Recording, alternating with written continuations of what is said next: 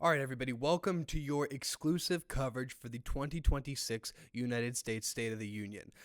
This is the first time we're doing this on this channel, and we're going to be doing it going forward. So, real quick, subscribe to the channel. Thank you so much for watching. Hopefully, we have a great State of the Union, and you're able to get the best content and best commentary out there. So, without further ado, here we go. Lutnick is there. Commerce. Behind Rollins. Transportation. We saw Scott. There's Kelly Loeffler right there. Sean Duffy. Sorry. Davison Greer, That was USC Scott bar. Turner in front of him of HUD. And then we have Kelly Loeffler. Small business. Here's something that's very interesting regarding all of this real quick here. That's who I guess. We're going to take this down. I mean, you guys all see what's happening. This comes on the eve, not just the eve, but all this talk of going to war with Iran.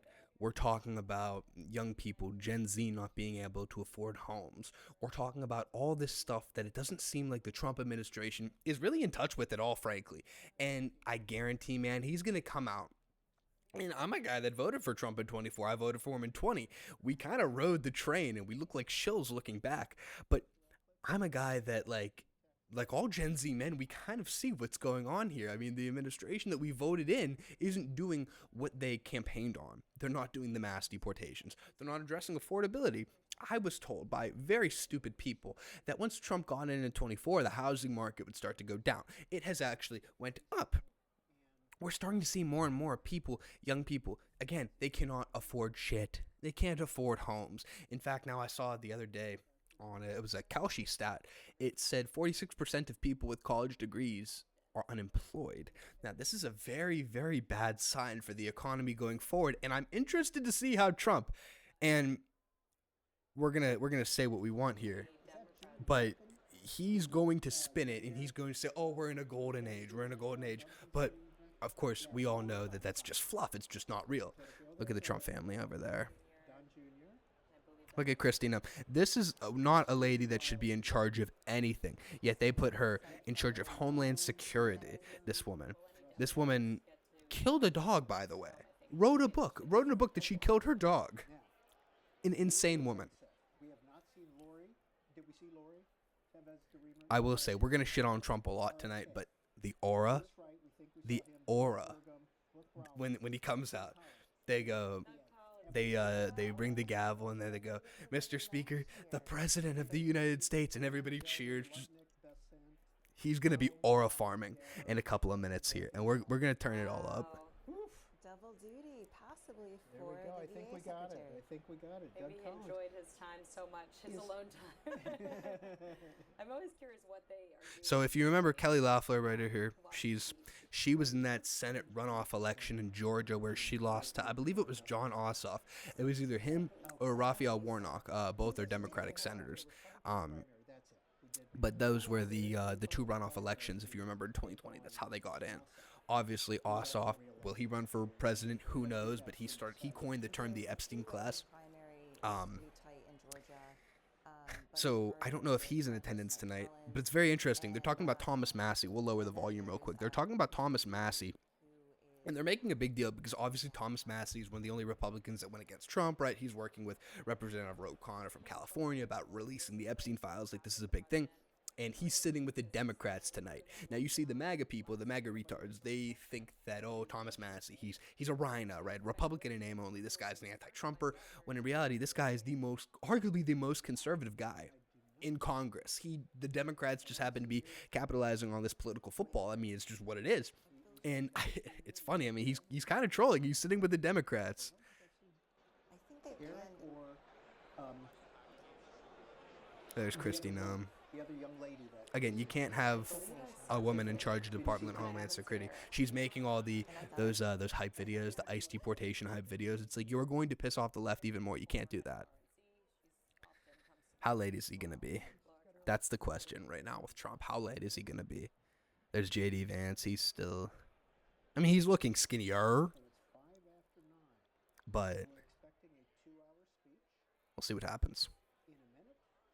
Clerk of the House will come in and say, "Mr. Speaker, the President of the United States." Maybe some cheers, some boos. We'll listen to the President as he walks down the aisle. We hope we can hear better than we can hear during this portion. it's fun to watch everybody walk in. I mean, this is a big night in Washington, like you said, huge security event. Big night in the because country. Everybody is in one room. You saw Chuck Schumer and John Thune, Mike Johnson, the vice president. The whole I mean, bit. this could literally be the start of just the avalanche for the Republicans and not being able to come back. They're probably going to lose the House, right? We understand that they're probably going to lose the House. And if you're watching and you are very much MAGA, that's fine. But, like, you have to understand, like, Gen Z, millennial, right-leaning people. Oh, here we come. Here it comes. Mr. Speaker, the President of the United States. Oh, here we go. Aura. Oh, boy. Leadership is gonna Oh, be the hair. really He's getting old.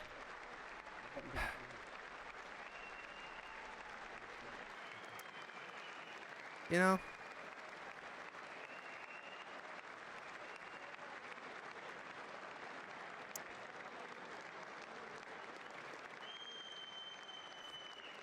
I'm just gonna say this real quick.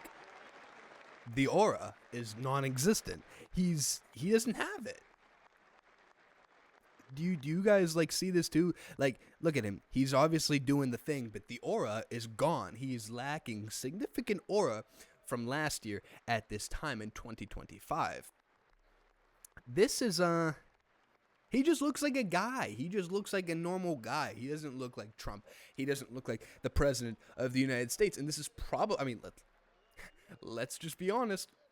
It appears to be so because of what I know and what many of you know who are watching the show and are educated. He's not really the president of the United States. It's the billionaires. It's Netanyahu. It's all the corporate donors and stuff like that that got him into office.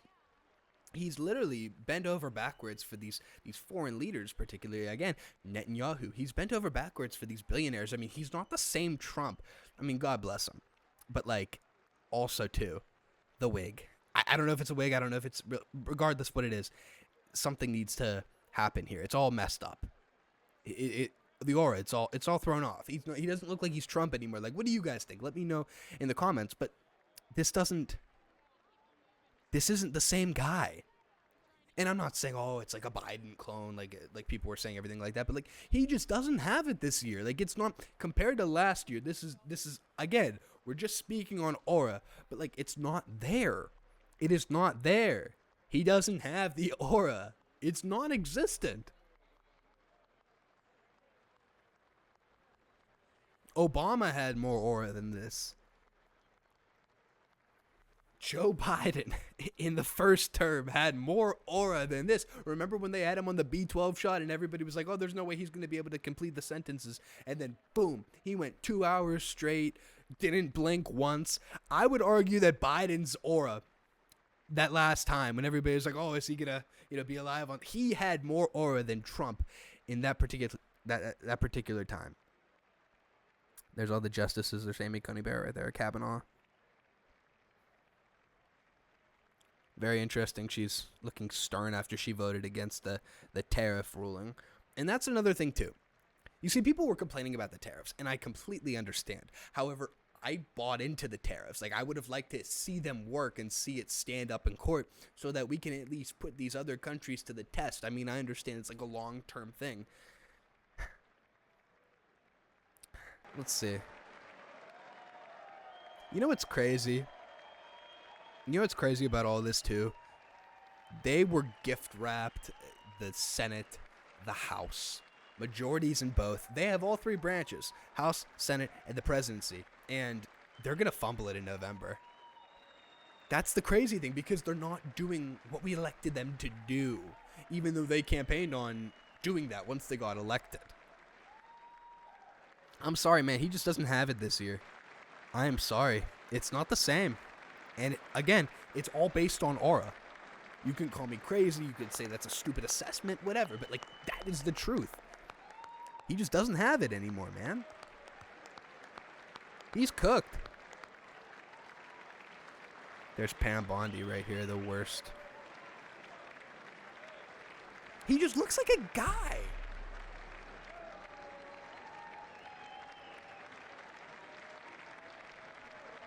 There's J.D. Vance.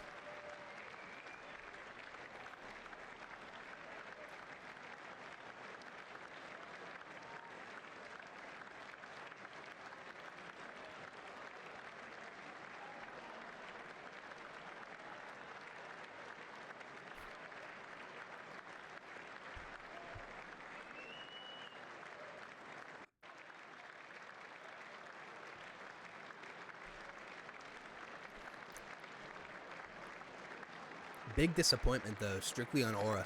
Big disappointment.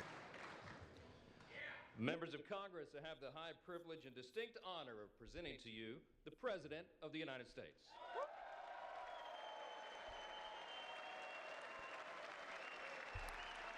This is really a letdown.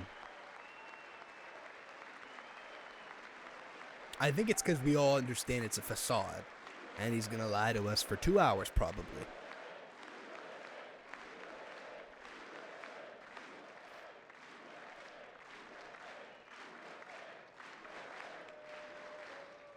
Well, thank you very much, everybody. It's really an honor. Speaker Johnson, Vice President Vance, First Lady of the United States. Which, by the way, did you see the movie? Did you see the movie, the Melania movie that came out on, I think, Amazon? It got, I believe it was a 5% on Rotten Tomatoes. They really like marketed the shit out of this thing. They said best movie of the year. Patrick Bet-David, the best movie of the year. He said it was, and it tanked. Again, another L, another massive L for the administration. But it's just so funny. I mean, they literally marketed the shit out of this thing. They made her to be this remarkable woman. And don't get me wrong, I'm sure she's fine. I'm sure she's good. But did she really need an entire movie produced about her right when they're covering for pedophiles? I think the answer is no. Look at Barron, though. What a Chad. Stand up. Stand up. Look at him. Look at him tower over his mom, who's probably like 6'1" without the heels. He's gonna be something, hopefully one day. Second Lady of the United States. Sit down. Sit down. Sit down. Sit down, Usha. It's a shame. They're not even gonna, oh no, they're gonna show her.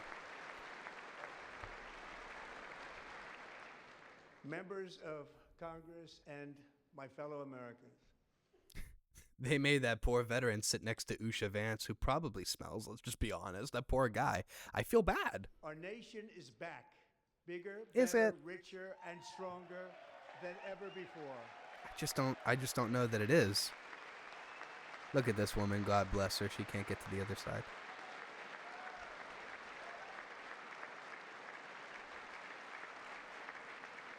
Less than 5 months from now, our country will celebrate an epic milestone in American history, the 250th anniversary of our glorious American independence. If we This get July there. 4th, we will mark 2.5 centuries of liberty and triumph, progress and freedom in the most incredible and exceptional nation ever to exist on the face of the earth. And you've seen nothing yet. We're going to do better and better and better. This is the golden age of America. Count how many times, by the way, he says golden age. I think we'll hear it over 100. And mind you, this is him trying to tell us that everything that we're seeing in the country isn't happening, and that we're actually the most successful that we've ever been. 12 months ago, I had just inherited a nation in crisis with a stagnant economy, inflation at record levels, a wide open border, horrendous recruitment for military and police, rampant crime at home, and wars and chaos all over the world. But tonight, Okay, he can't say that. He can't say that. He said he inherited rampant wars and chaos already around the world. So he promised us in under 24 hours of being president-elect that he would end the Russia-Ukraine war. And over a year later, that war still persists, and it's actually getting worse. And now there are talks, by the way, of us going into Iran. Going into the country of Iran, putting boots on the ground, and organizing a coup. In addition to that, we still have the Israeli-Palestine conflict going on. Now, we're in a temporary ceasefire, but the Israelis have been breaking the ceasefire all the time. And again, we don't even have to mention China, Taiwan. It's still not a hot war, but it's going to pop off anytime now. And he has done nothing to prohibit that from happening. And it's all smoke and mirrors. Like, that's the problem. We have achieved a transformation like no one has ever seen before. and a turnaround for the ages. It is indeed a turnaround for the ages. Gen Z can't buy homes. What is this guy talking about? He literally said he can make housing prices more cheap, but then it would hurt the homeowners that currently have the homes and aren't looking to sell, by the way. Absolutely insane. Look, oh, this guy, not him again. This is the guy. Oh, I forget his name. The representative from Texas. Oh my gosh, they're fighting. He got kicked out last year. To where we were just a very short time ago. We're not going back. Today our He took the border is Kamala line. secure. He took the Kamala line. He said we're not going back. Oh boy. So is he getting kicked out again? What's happening? This is so fake, by the way, the Democrat versus Republican Today our thing. border is secure. Oh, it is so fake. Oh, there's fat-ass Randy Fine. Oh, he's the worst. Plummeting. Incomes are rising fast. The roaring economy is roaring like never before. And our enemies are scared. Our military and police are stacked. And America is respected again. Bro, our enemies are not scared. We have been fighting a proxy war against Russia for about 4 years, and we've been losing because the war is not over. What is he talking about? Our enemies are not scared.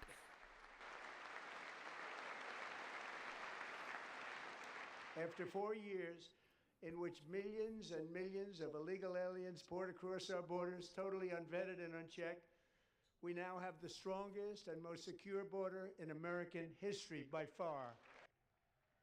Yeah, and you're not deporting them. That's the crazy thing. You're not deporting the illegals that came in here. You shut down the border, but you have to deport the 10 to 20 million people that came in 4 years. And he's not doing that. 0 illegal aliens have been admitted to the United States. What about the ones that are already here, Trump? Don? What you gonna do with them? This is all fake. This is all fake. They're still here. They literally deported 400,000 people. Allow people to come in legally, people that will love our country and No. will work hard to maintain our country. No. End it. Shut it down. He's cowering to the corporate interest because they really thrive off of the cheap labor. That's what he wants. Deadly fentanyl across our border is down by a record 56% in 1 year. There's like 56 million illegals here, though, and you're not doing anything to deport them. That's the problem. And it's so frustrating. He doesn't get it. And last year, the murder rate saw its single largest decline in recorded history. This is the biggest decline, think of it, in recorded history, the lowest number in over 125 years. Year 1900. In fact, substantially before my wonderful father, I had a wonderful father, Fred, before he was born. Substantially before he was born. That's a long time ago. I wonder why. He wouldn't like me to say that, but that's a long time ago. The Biden administration and its allies in Congress gave us the worst inflation in the history of our country. But in 12 months, my administration has driven core inflation down to the lowest level in more than 5 years. And in the last 3 months of 2025, it was down to 1.7%. Bro, they didn't have a jobs report for a couple of the months last year. We had almost zero job growth last year. This is not a W. This is a cope. He is lying. He is lying through his teeth because he wants to create the facade that everything is fine, when in reality, everything is not fine. Everything is actually way worse than you would think it appears to be. It is awful.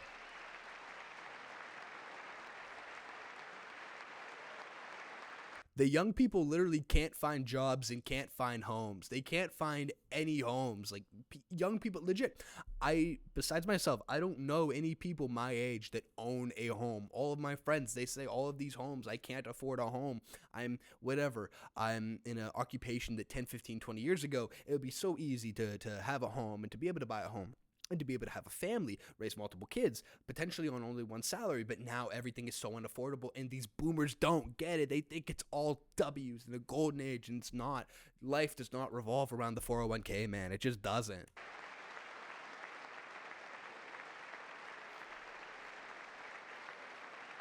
Gasoline, which reached a peak of over $6 a gallon in some states under my predecessor, it was quite honestly a disaster, is now below $2.30 a gallon in most states, and in some places, $1.99 a gallon. And when I visited the great state of Iowa just a few weeks ago, I even saw $1.85 a gallon for gasoline.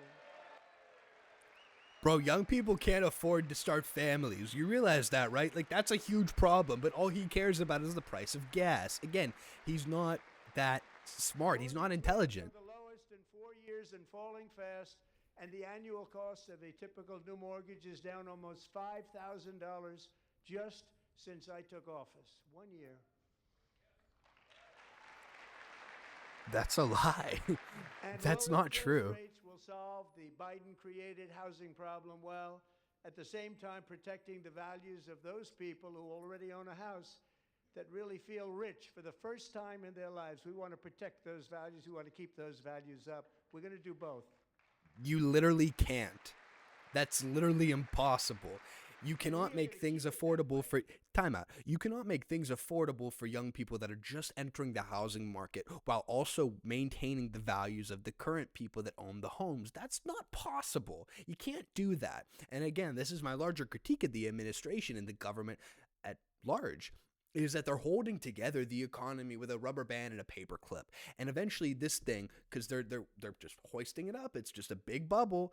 And then once that bubble pops, the recession that's been, let's be honest here, it's just been something that's going to happen, right? It's been more and more likely looking like it's going to happen.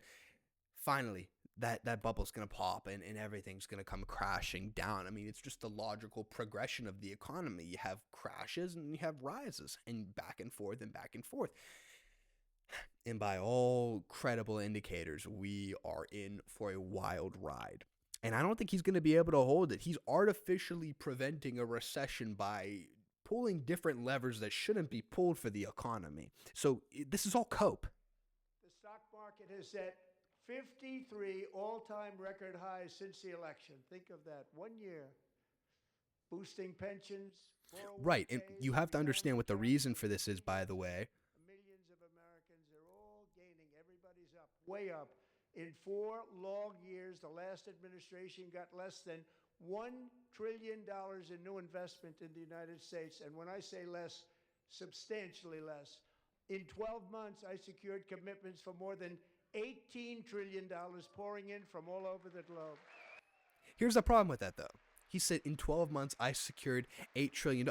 You secured it because they pledged it. They didn't invest. They didn't start building manufacturing companies or manufacturing plants. They didn't break ground on anything. You just got a pledge. For 1 year. What a difference a president makes. A short time ago, we were a dead country. Now we are the hottest country anywhere in the world. That's not true at all. Young people can't afford to buy homes and start families. What is he talking about?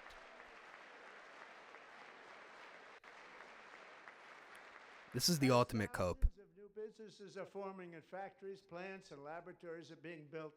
We have added 70,000 new construction jobs in just a very short period of time. It's getting bigger. How many Americans are working at those jobs? Nobody can believe what they're watching.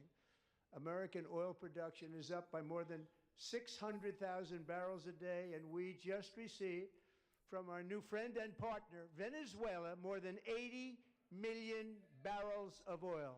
What about Israel? Begs the question.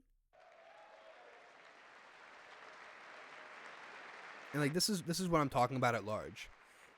They're just filling a lot of these jobs with the illegal labor that they already have in the country, and then the H-1B visa program. Because I kept my promise to drill, baby, drill. He also kept his promises to his donors. This is just insane.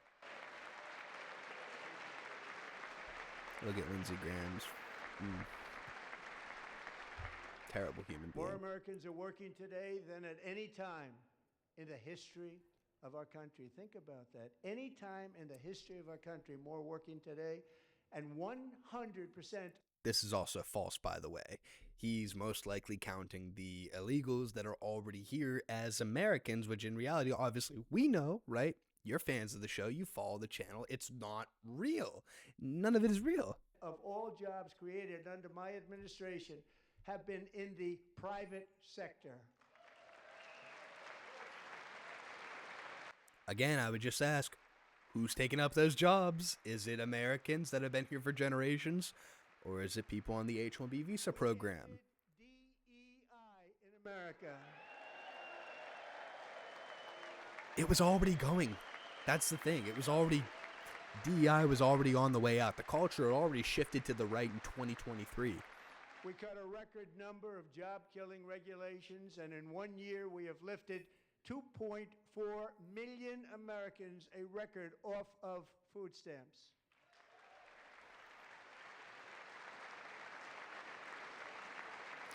Again, they put her front and center. Pam Bondi should have been fired 2 weeks ago when she fumbled that whole Epstein hearing, and she couldn't even look the victims in the face, dude.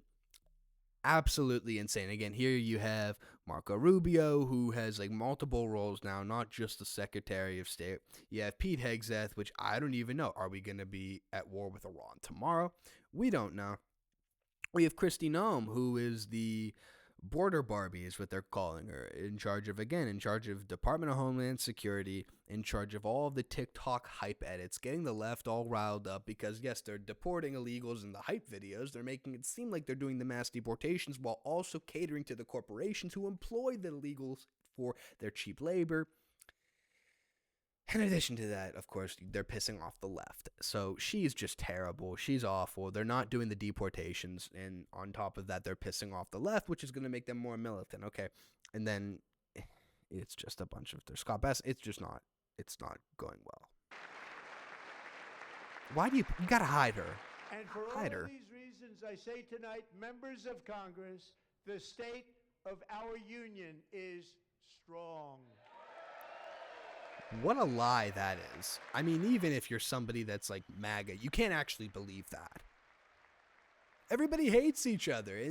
They're literally covering for pedophiles. By the way, this guy right here, this is Howard Lutnick. Howard Lutnick right here lived right next door to Jeffrey Epstein in his brownstone in New York. Howard Lutnick, okay, this is the thing, right? Because this guy's the Treasury Secretary, Secretary of Commerce. Sorry, there's a lot of people. Howard Lutnick, the current Secretary of Commerce, he lived next to Jeffrey Epstein, went inside Jeffrey Epstein's home because he lived, again, right next door. He saw a massage parlor in the middle of Jeffrey Epstein's brownstone in New York. Asked, what is that about? Jeffrey Epstein said something to the degree of, oh, I get really good massages. Howard Lutnick says, oh, me and my wife, we saw that. We said, we're never going to go near this Epstein creep again.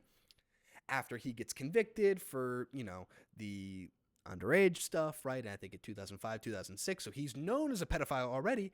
They're still associating with him, despite Howard Lutnick claiming that, after that, we were done. No, in the Epstein files, he's still associating with him. He's still talking to him, and yet he still has a job. What are we doing? What is this clown administration, man? Our country is winning again. In fact, we're winning so much that we really don't know what to do about it. People are asking me, please, please, please, Mr. President, we're winning too much. We can't take it anymore. We're not used to winning in our country. Israel's winning too much. Those are the only people that are winning right now. Israel and the billionaires and the corporate donors. The corporations, of course, that are getting the corporate tax cuts, and they're still getting the cheap labor because they're not deporting the illegals that have been here. They're not deporting the illegal immigrants who, by the way, committing a crime. If you are here illegally, it is a crime. It is a civil crime if you cross the border, but it is still a crime nevertheless. And furthermore, again, I've said this 1,000 times on the show. I'm beating the horse. The horse is now dead. I've been beating it for years. But you are excluding American citizens. American citizens who I do not give a shit. How many people say this? This is not true. Everybody always says Americans. Americans don't want to do those degrading jobs. Americans don't want to do the labor-intense jobs. It's like, no, they do, and when you actually deport the criminal, not the criminals per se, but when you deport the illegal cheap labor that is being here, that is excluding Americans, when it turns out, when you put the job applications out there and you say, we're going to pay you a good wage, and they're Americans, so you have to pay them health care. The jobs, the applicants just don't stop. But the problem is all these job applications right now, in the corporate world at least, are fake. And all of this is built on a lie. And it's so frustrating to hear people in the media, people that have millions and millions of dollars, right? Addresses in Washington and all of the places around DC say, oh, Americans, they don't want to work these labor-intense jobs. It's like they had for the entire history of the country up until recently. It would solve the economy. Yes, okay, we would have some economic turmoil for a couple of years, but then we would have the grace period, and then things would start getting back to normal. But like, they don't want to do it. They don't want to do the hard thing. None of these people have character. None of these people have morals. None of these people actually have traits, things that they actually care about. They all just go where the corporate money is. They all just listen to the donors, and it's so blackpilling, man. I just can't. Until you came along, we're just always losing, but now we're winning too much. And I say, no, no, no, you're going to win again. You're going to win big. You're going to win bigger than ever. And to prove that point, here with us tonight is a group of winners who just made the entire nation proud. Hey, are we actually going to do this? Is that actually what why is he front and center? Why is he front and center? Is he the guy? The men's gold medal Olympic hockey team. Come on in. Hey man, this is cool and all. I get this is like gesturing, but nobody gives a shit about the Olympics anymore. We can't buy homes. If normal people can't buy, normal Americans, Gen Z, millennials, they can't afford to start a family. And a lot of their college degrees, they're all finding out now were bullshit, that they were sold by the boomers and the Gen Xers and the people in power. And now they can't get jobs, and now they're forced to work at McDonald's, which nevertheless, right, it's a job, or they go in retail per se. And you know, it's a job, it is what it is, but some people are in like $100,000 of student debt because this is what they were sold. They were sold if they study real hard and they take the loans out, right, they're going to come out on the other side with a really high-paying job, a job where they can be able to have a nice life and start a family and all of that stuff. And it's all a lie. It's not happening. So I get this is all cool and stuff, but like, who cares? I don't care that Team USA won gold in hockey. Nobody watched.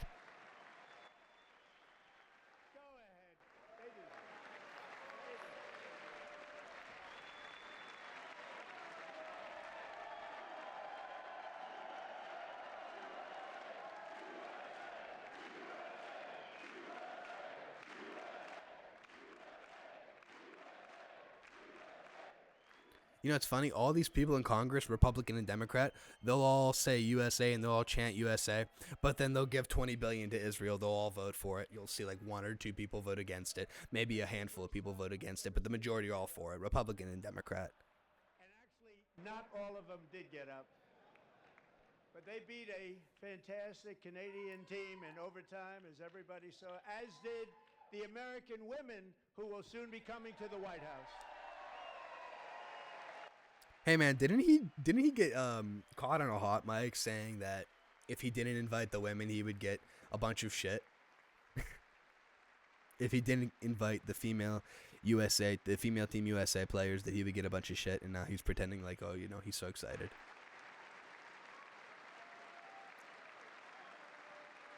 And again, I'm not trying to play moral high ground. I couldn't give a shit about either one of them, but the fact of the matter is he literally was caught on a hot mic saying that, so, I mean, it is what it is.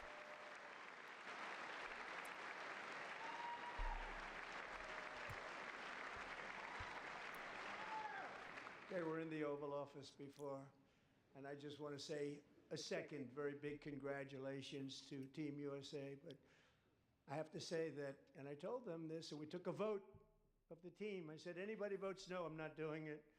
So they stood there, and they weren't about to say no, because I've never seen a goaltender play as well as goalie Connor Hellebuck. Again, there's that guy. Member of the syndicate. I think he is too. One of them is. Not the goaltender, but the guy. I think the guy that scored. He's a member. Again, if you're new to the channel, you can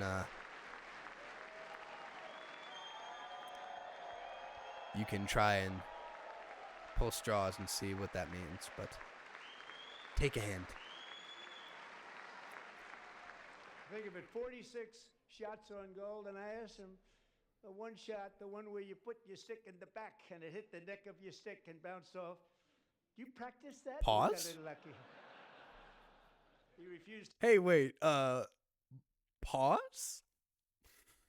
to answer that question. But I just want to tell you that the members of this great hockey squad will be very happy to hear, based on their vote and my vote, and in this case, my vote was more important. All right. So we're just gonna play over this real quick, and he's just talking nonsense. But like, he's doing the Trump thing. He's doing the classic Trump thing. What Trump is doing, and he's not citing any fact, right? This is what the left has criticized him about for the longest time, and it's true. This is largely true. Trump is saying, oh, we're in a golden age. Oh, we're doing better than ever. American 401ks, which is true, right? The 401ks are good. The market's good. The housing market, blah, blah, blah, blah, blah, whatever. He's going to say more jobs, immigration, which the border shut down, yes, but you haven't done the deportations. And he won't talk about that, but it's all non-tangible things. It's things that how do I even put this? It's like he talks about things in a non-concrete way, because he could say good things and he could say, oh, things are going good, but it's all fluff. He doesn't base anything on like numbers or he doesn't cite anything, and he's never been that guy. He's just been a guy that like rambles and goes in, and I mean, he's a business guy. He's a builder. He's a commercial builder. He had casinos. He had hotels. He still has those things.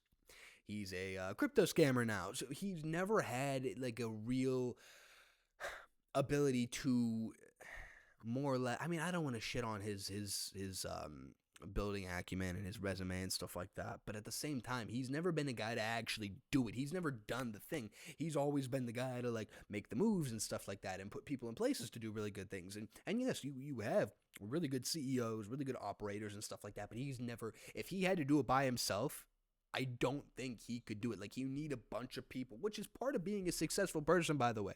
It's not to say that that's not true, and we can't commend him for that. We certainly can, but it's just a larger symptom of him as a president. The way he governs, the way he just talks, and his rhetoric, it's not based in anything. It's just talk. It's all fluff, and it's all frustrating to see. Again, he's not working for us. He's not one of us. He's one of them. And again, this is probably, I mean, you look at all these people, right? So you have the Trump family right here. Eric is the main guy. Okay. Well, you have Jared Kushner over here, who's obviously entrenched in the Middle East, Saudi Arabia, right? All this stuff. But all of these people are his guests. But this whole entire front row, I mean, this is his family, and they're all involved. They're all New York City socialites. They're like in that world. How would we have thought? I mean, this is also, too, the great psyop that the American people fell for, that white people fell for, that blue-collar Americans fell for, is that Trump is one of us. I mean, he's not. He's a billionaire. This was the ultimate psyop, and it's truly sad, because he ran on being a rebel. He ran on being somebody that was going to quote unquote drain the swamp, and 10 years later the swamp is worse. Like, there's more people. It's more, the demons are running around. Like, it's more goblins and gremlins that are governing over us all. And we find out that the people that are making our laws molest children for fun, and yet if you go 10 miles per hour over the speed limit, you get a ticket. You have to pay $120, and you have to abide by the law. But the people making the laws are doing the most heinous, awful, whatever adjective, whatever word you can describe it as, the worst things humanly possible. Are they eating kids? I don't know. You look at Lindsey Graham, and he's a little bit fat, so maybe he was eating the kid. But nevertheless, it is just so frustrating. And again, here's Erica Kirk. Don't even get me started on Erica Kirk. We'll I'm sure we'll touch on her in a little bit. And I was disappointed because I didn't think I'd be the president when this happened. But strange. You can tell, by the way, he says, I didn't think I would be the president. I didn't think I would win. You could tell the planning is really off. He said, oh, this time, I know who to elect. The first time, I wasn't prepared. I wasn't prepared on who to elect. But I mean, they're all doing the worst possible job. I mean, this is all cope, all rhetoric, all propaganda rhetoric. It's not based in any fact. It's very frustrating. Things took place, and now I've got them because I got the Olympics and I got the 2026 FIFA World Cup, and I wanted to claim the 250th, but I didn't get away with that one. I couldn't claim that one for myself. But we're getting the World Cup, so we have the World Cup and the Olympics coming, and that is exciting news. Again, Gen Z and millennials can't buy homes. So this will be a year to celebrate our country and the heroes who have kept it free. Men like Buddy Taggart. At age 17, And there's no better way to honor those heroes that are keeping America safe by going to war with Iran. No better way to honor these wonderful people that have fought with our country than by going to war with another country in the Middle East. So let's all pay homage to this wonderful American, and we are going to have him announce that we are going to war with Iran immediately. That's what this feels like. volunteered to defend America in World War II, serving in the Pacific under the great General Douglas MacArthur. He fought bravely in the famous Battle of Manila, worked so hard. He was badly wounded and almost killed by enemy machine guns in Luzon. And 81 years ago this month, he liberated the largest internment camp in the Philippines, one of the largest anywhere in the world. But he earned many honors, including a Purple Heart and a Bronze Star, came home, started a family, and tonight he is in the gallery looking forward to July 4th, 2026. Trump talks about how this guy was able to start a family. I wonder what the average first-time home buyer age when, this guy started a family and bought a home all those years ago. I wonder what it was then. I don't think it was 40. 100th birthday. Oh, so he's seen it all. Look at this guy. Look at him. He's shaking his head. Okay, now he smiles because the camera's on him. But look, is this even a smile? Now, if I was this guy, which I bet he is. Oh, this is him. Okay, that's awkward. Look, okay, so he can't even smile. He's called out. The president, he calls him and he goes, would you be my guest? I would imagine. He's the president's guest. This guy's 100 years old and he's seen the country radically transform. The country went from a majority white country, 90, 85% teetering around that, to barely 50%. All of this rapid crime coming in. The corporations getting bigger. People losing out on ownership of homes, for example. Again, we are going to continue to hammer that point home. People cannot afford homes. People cannot afford the American dream anymore. People cannot afford shit.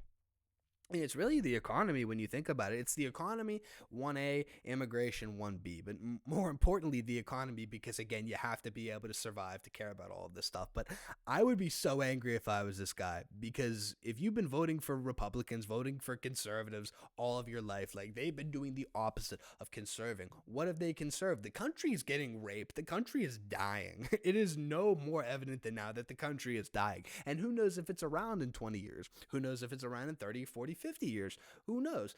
This quite literally could be the last millennium that we are in. I think it's millennium, 100 years, doesn't matter. It's just really, again, really blackpilling, really sad. We're going to continue to touch on the economy, but damn, man. Again, he's not even smiling. He's like, damn, I want to die. What?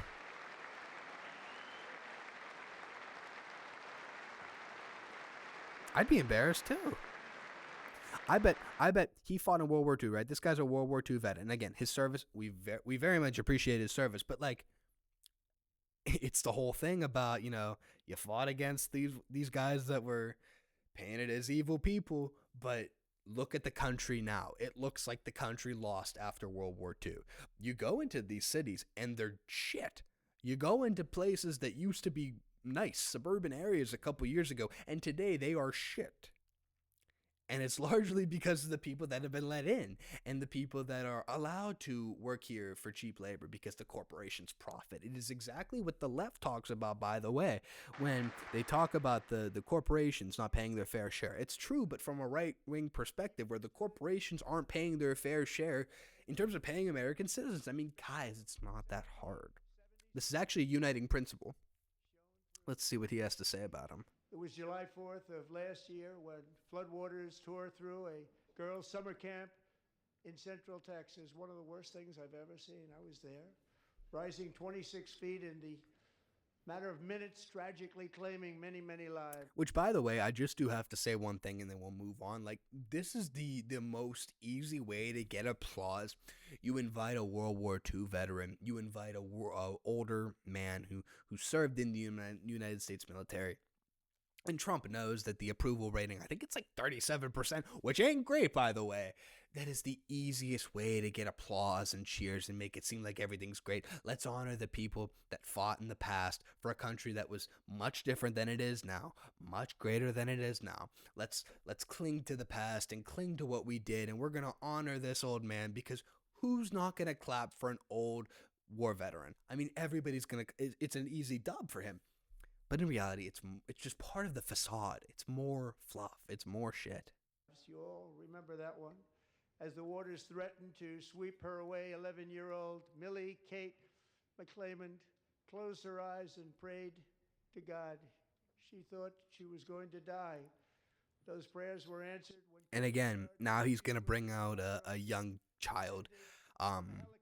Just like he did last year. And again, who is going to not clap for a young child? It's an easy layup for him just to make it seem like everybody's happy. Very, very top, always top in his class. And he lifted not just Millie Kate, but 164 others to safety.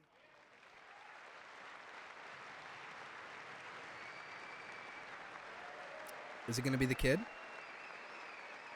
Let's see. Are they going to show him? Or her? Oh, so this is the guy. So I guess he rescued those kids. Okay, or there's the kid. Okay, so they did. My theory is correct. He's a Chad, by the way. People watched Scott from a distance, and they couldn't believe what they were seeing. The winds were blowing, the rain was pouring, everything was going, and that rapid water, nobody's ever seen anything like it. They said, wow, that's something. Tonight, Scott and Millie Kate are here together, reunited for the very first time. Thank you, Scott, Millie Kate.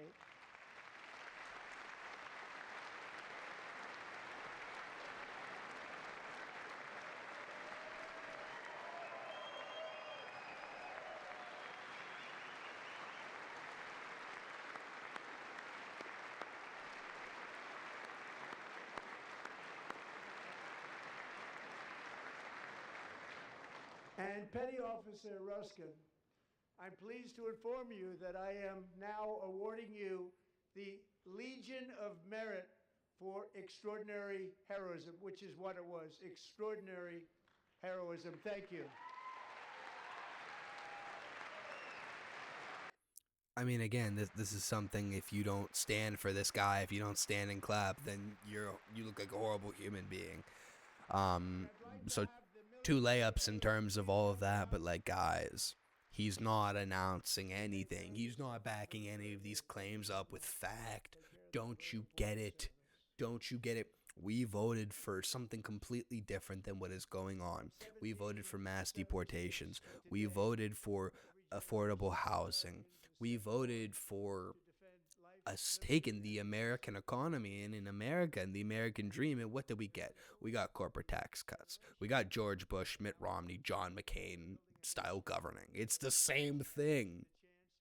It is just so frustrating. It's so blackpilling. Not the powerful, and where the interests of hardworking American citizens are always our first and ultimate concern.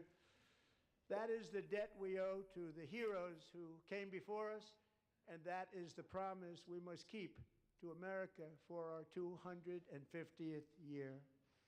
Last year, I urged this Congress to begin the mission by passing the largest tax cuts in American history, and our Republican majorities delivered so beautifully. Thank you, Republicans.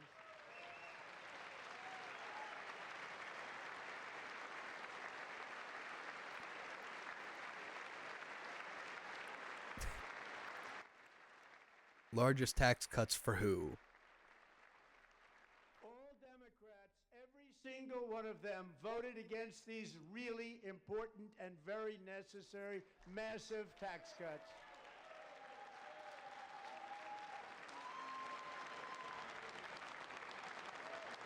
They wanted large-scale tax increases.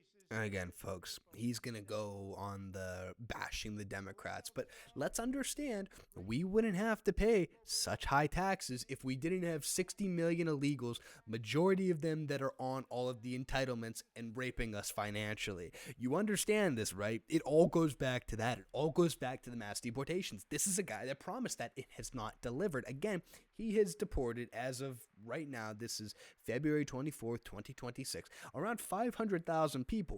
Do the math. Again, they let in the Biden administration 10 to 20 million people in 4 years. Multiply 500,000. Let's be charitable. Multiply 500,000 by 4. That's 2 million. If we're being conservative, you still got 8 million more to go. If we're being a little bit less charitable, then you got about 18 million more to go. This is a problem. Again, I cannot stress this enough.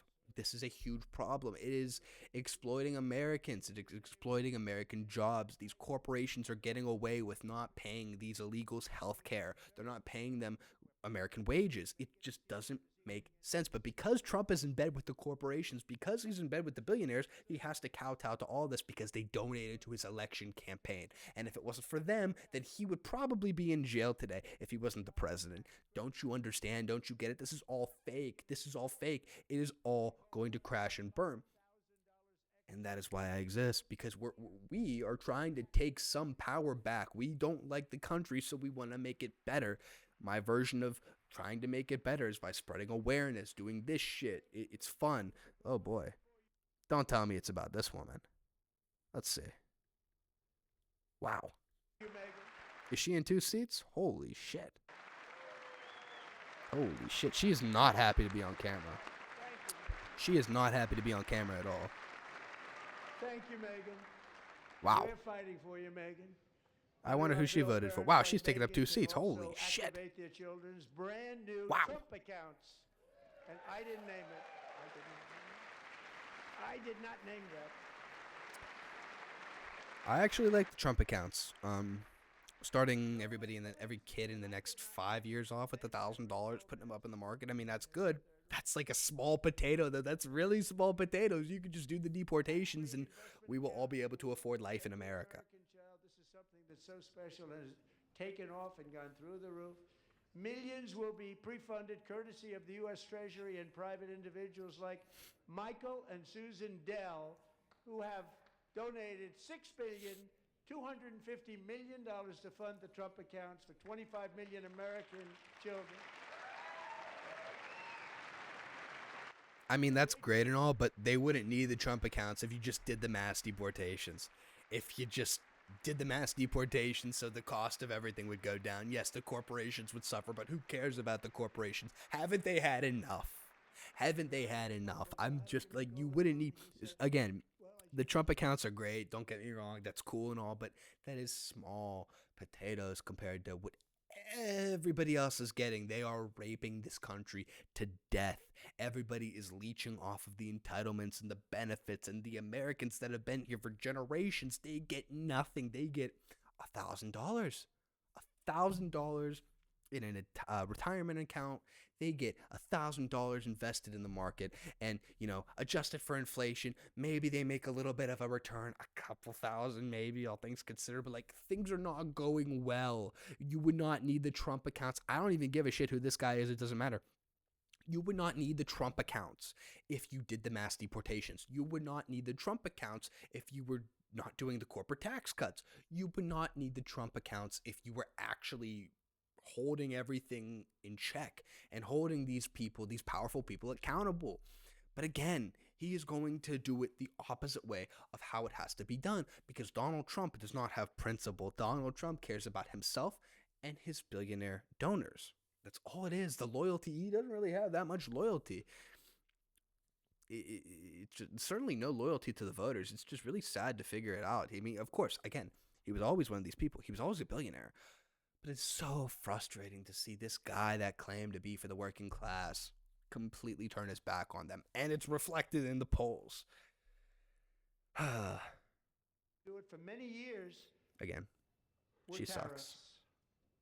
Uh-oh. Used these tariffs, took in hundreds of billions of dollars to make great deals. Is he going to call it the Supreme Court? Both economically and on a national security basis. Everything was working well. Countries that were ripping us off for decades are now paying us hundreds of billions of dollars. They were ripping us so badly, you all know that. Everybody knows it. Even the Democrats know it. They just don't want to say it. And yet these countries are now happy, and so are we. We made deals. The deals are all done. And they're happy. Uh-oh. They're not making money like they used to. I like They're making this. a lot of money. There was no inflation, tremendous growth. And the big story was how Donald Trump called the economy correctly. Call it Amy Coney Barrett. Nobel Prize winners in economics didn't. They got it totally Best friends wrong. with Epstein, this guy. They got it really wrong. And then just 4 days ago, an unfortunate ruling from the United Member States of the syndicate. Supreme Court. It just came down. It came down. Very unfortunate ruling. But the good news is that almost all countries and corporations want to keep the deal that they already made, right, Scott? Knowing that the legal power that I, as president, Scott Bessent, Secretary of Commerce, by the way. could be far worse for them, and therefore they will continue to work along the same successful path that we had negotiated before the Supreme Court's unfortunate involvement. So despite the disappointing ruling, these powerful country saving, it's saving our country, the kind of money we're taking in, peace protecting. Many of the wars I settled was because of the threat of tariffs. I wouldn't have been able to settle them without. Will remain in place under fully approved and tested alternative legal statutes. And they have been tested for a long time. They're a little more complex, but they're actually probably better, leading to a solution that will be even stronger than before. Hey man, just listening to Trump talk, he's not exactly a legal scholar. His vocabulary isn't what I would call extensive. And for such a long time, we would just let it fly because, it was Trump and, he was for the people, and it was this weaponization of his rhetoric against the billionaires and the donor class and all of this stuff, and, fighting the left and drain the swamp and all that stuff. But what is he reduced to now that we see, he is just gone? The aura is gone. He's been exposed that he's kind of sold himself to the billionaires and the donor class and all of that. And of course, covering for the Epstein stuff, it's a given, and he's not doing the mass deportations again. I'm going to beat the horse till it's dead. The horse is probably already dead, but we're still going to beat it. And on top of that, the vocabulary he uses, he's never been somebody that's great with words. He's rudimentary in terms of his vocabulary, but when he talks about this stuff, it is just so... He's jester maxing is what he's doing. It's a clown show.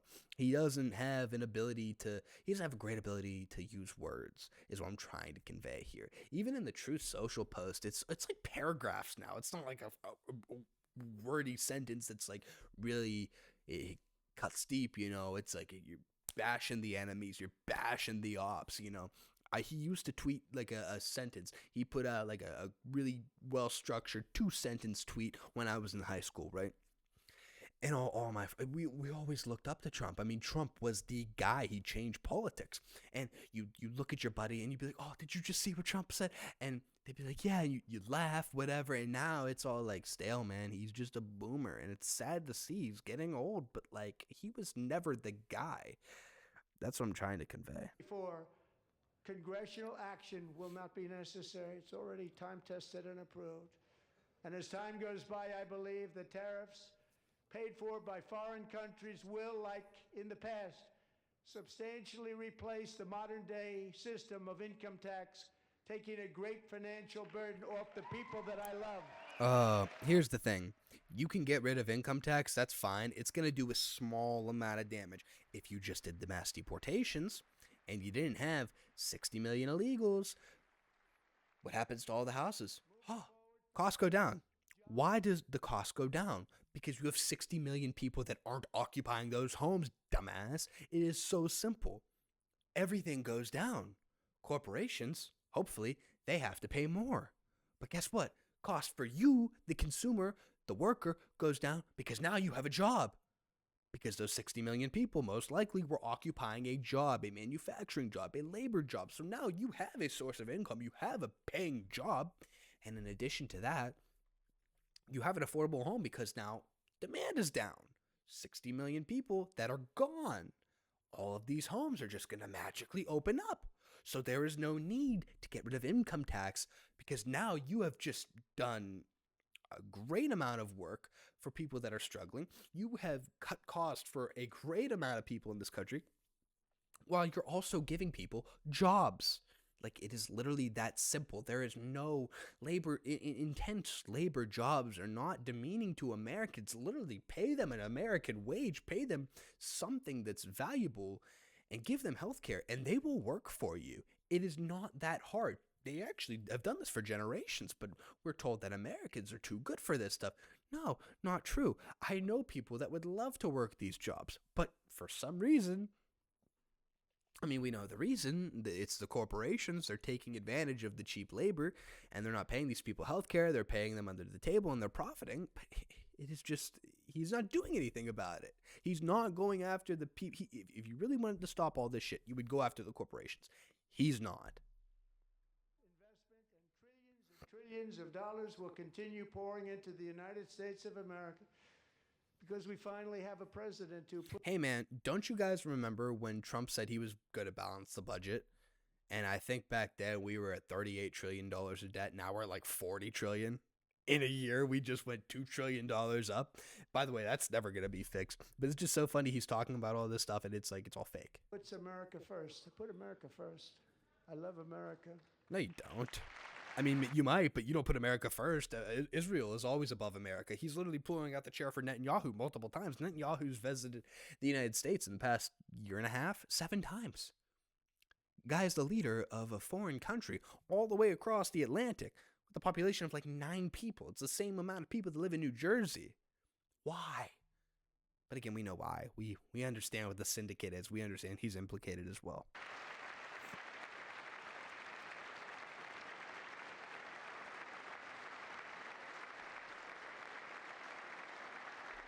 For decades before, Subscribe to the channel, by the way.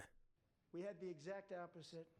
From trade to healthcare, from energy to immigration, everything was stolen and rigged in order to drain the wealth out of the productive, hardworking people who make our country great, who make our country run. This is all fake. Under Biden and his corrupt partners in Congress and beyond, it reached a breaking point with the Green New Scam, open borders for everyone. They poured in by the millions and millions from prisons, from mental institutions. Right, and the difference is he's not deporting them now. 888 murders. They came into our country. You allowed that to happen. And record-setting inflation that cost the typical family $34,000 in just a speck of time. Now the same people in this chamber who voted for those disasters suddenly use the word affordability, a word. They just used it. Somebody gave it to them, knowing full well that they caused... Hey man, he is such an idiot. I am sorry. His vocabulary is that of like a 10-year-old. This guy is president of the United States now twice, and he has the worst verbiage, the worst vocabulary, the worst oration of any president in the history of the country. It is so upsetting and disgusting. Come on. Come on. It is too much. and created the increased prices that all of our citizens had to. Like, he's condemning the Democrats for talking about affordability because they campaigned on affordability and they won all the elections. I don't understand. You literally have all the power. You could make it all affordable tomorrow, but you won't, because then that would hurt the corporations. If you did the mass deportations, life would be much more affordable for Americans. But you're not going to do it because that hurts your donors. To endure. You caused that problem. You caused that problem.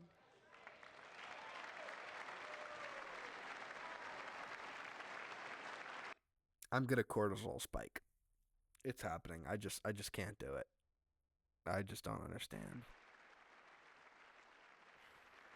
They knew their statements were a lie. They knew it. They knew their statements were a dirty, rotten lie. Their policies created the high prices. Our policies are rapidly ending them. We are doing really well. Those prices are plummeting downward.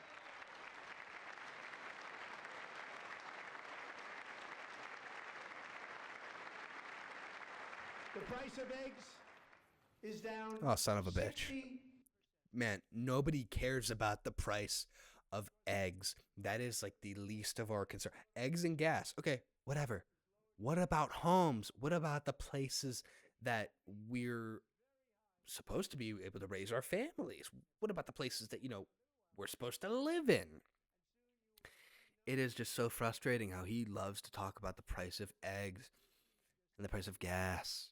And it's like, yes, that's cool and all, but again, these are small potatoes. We want jobs. We want housing that's affordable. We want to be able to have a better life than our parents, than our grandparents. Like, that's the whole semblance of the American dream. And this guy's talking about gas? This guy's talking about eggs? It's literally right there it's literally in front of you on a platter. You can do it. You have Congress, you have the Senate, you have the presidency. Go ahead, you have the power while you have it. Because in November, you are going to get completely annihilated in the midterms. He is going to lose it all. I just don't understand why you wouldn't govern with America First policies. Like, it just doesn't make that much sense. That's why I introduced the great healthcare plan. I want to stop all payments to big insurance companies and instead give that money directly to the people so they can buy their own health care, which will be better health care at a much lower cost. Hey, we haven't seen a plan at all, by the way. He talks about, I want to repeal and replace Obamacare. He says, I have a plan. He hasn't laid this out, guys. That is the problem. In addition, my plan requires maximum price transparency. That's a big deal. That's just something to say. That's not based in anything. And I did that in my first term, and the Democrats immediately terminated it with full knowledge that they were doing a very bad thing for the people. Costs were going to go way up, and that's what happened. And now I'm bringing them way down on health care and everything else. I'm also ending the wildly inflated cost of prescription drugs like has never happened before.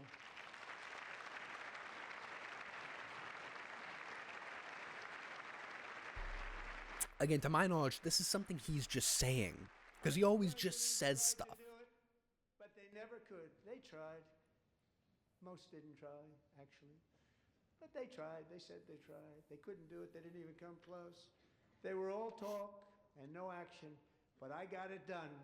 Under my just enacted most favored nation agreements, Americans who have for decades paid by far the highest prices of any nation anywhere in the world for prescription drugs will now pay the lowest price anywhere in the world for drugs.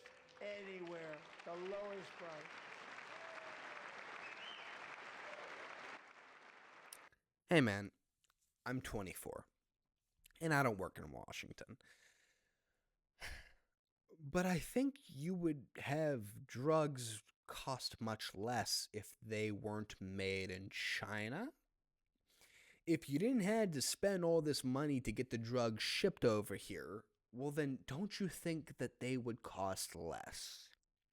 So how about instead of all this stuff, why don't we just bring the factories here to America so that we can give Americans jobs, high paying jobs, very high skilled jobs, and we can also give manufacturing jobs and stuff like that to build the centers, to build the factories, to make these drugs, and it would cost less.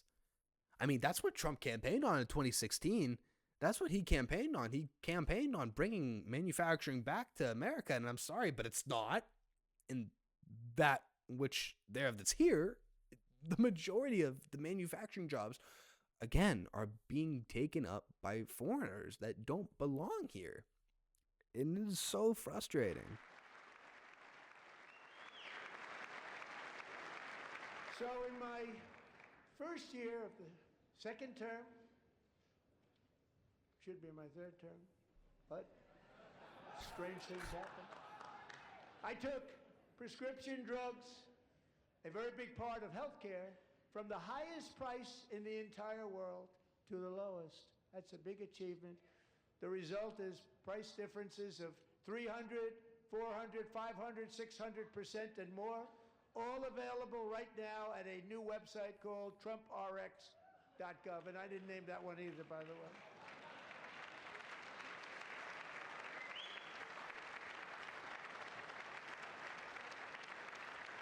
And here tonight is the very first customer ever to get that big discount, and it is big, Catherine Rayner. For 5 years, she and her husband have struggled with infertility, and they turned to All right.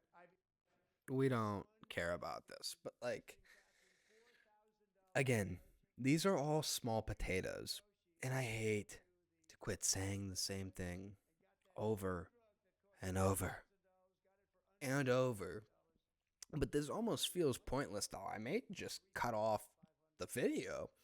Because again, if you did the mass deportations like we elected you to do, then we wouldn't have this problem where we have to settle for small potatoes like Trump RX or $1,000 for the newborns and the Trump account and all of that stuff, and cheap gas and cheap eggs. I don't even know why I put the quotations around. I mean, it's true, it's cheap. But if we were able to actually get jobs, if we were able to regulate this AI thing that's happening now, if we were able to deport the people that are living in the homes so Americans can have a chance to live in those homes. I mean, again, folks, this is going to be the same message for about 2 hours. But like, do you understand the problem? Do you understand what we were promised? We were promised a golden age, and things are getting worse. Things are getting much worse. He's going to talk about all this fluff, and this isn't like an anti-Trump thing. But this guy betrayed us. He betrayed the young men who voted him in because we saw him as the ultimate avenger of the United States of America, of Western civilization. That's just what it was. Now, he shut down the border, and he gets credit for that. Of course, he gets credit. But, like, that was one of the easiest things to do. I want to see how you're governing, and you're not governing superb at all. You're actually governing pretty bad. I don't know why you continue to serve the donors, because it's very obvious that he was in a really sticky position. He was in a really bad place after Jan 6th, and after 2021 he lost the election. He's talking about, okay, election fraud. You have the whole thing with Dominion. They sue Fox News over the defamation, right? You have that, and then you have all of the charges against him, right, with Mar-a-Lago and then Georgia and all that stuff in New York. And he was more than likely going to jail. And so more or less he needed these billionaires like Amiri Madelson getting $200 million, right? Zionist, Israeli American, whatever. He's talking about, oh, is she more loyal to Israel than America? I don't know. Like, that's not good at all, because that's somebody that's ostensibly controlling the presidency and controlling how policy is enacted in the Middle East and overseas. And she is a dual citizen. She has quite literally citizenship to another country, which happens to be Israel. And we elected this guy in to fight corruption. Remember, drain the swamp. And it's not happening. And right now, I don't care what he's saying right now, but right now it's about finding better candidates. It's about finding people that are actually willing to put America first. people that are right wing, people that stand for Christianity, people that want the American dream to be alive. But it's not just about the American dream for me, man. I want civilization expansion. I want to conquer. I want our country to be number one ahead of whoever. I don't care who it is. I want the entire Western Hemisphere. I want Canada. I want Greenland. I want Mexico. I want all of South America. Give me Colombia. Give me Chile. Give me Venezuela. Give me Brazil. Give me Argentina. Give me, what are the other ones I'm missing? Paraguay, I believe. Give me all of them. Give me all of the countries in South America and let it be America. And let us dominate the entire Western Hemisphere. We get out of the Middle East. We maintain dominance. We maintain dominance over the Western Hemisphere because of the Monroe Doctrine. We maintain all of it. We become stronger, and we become the actual empire that we were always meant to be. That's what I want. And I want our country to be the head of all of it. And I mean, I think this plan has been laid out loosely from a couple of different content creators, but like, that's what I want. And I want that eagle to fly high along with the flag. And I want our country to be superior. I want our country to truly become the empire that it was always destined to be. Because right now it's like, you have all these people arguing, are we in a democracy? Are we in a republic? Are we meant to be isolationist? Are we meant to be intervening overseas? All that stuff. We were meant to be an empire, and that's what we should ascend to. Let's see what he's saying. They stood up for that. I can't believe it. I can't believe it. Did Nancy Pelosi stand up if she's here? Doubt it. Pass the Stop Insider Trading Act without delay. Well, that's what he's saying. It's never going to happen. I would love it to happen. It's not going to happen. He's not going to do it. I wasn't sure if anybody even on this side was going to applaud for that. I'm very impressed. Thank you. I'm very impressed. But when it comes to the corruption that is plundering, it's plundering America. There's been no more stunning example than Minnesota, Oh, boy. where members of the Somali community have... Hey, so real quick, he's going to pick on the Somalians, which I agree. I don't want them here either. But what he's going to tell you is something false. He ostensibly just pulled out of Minnesota because ICE was inadequate. They were inadequate in the way that they conducted their business. They were performing concentrated raids on the Somalians because of fraud, right? That was brought up in Minnesota, exposed by the YouTuber Nick Shirley.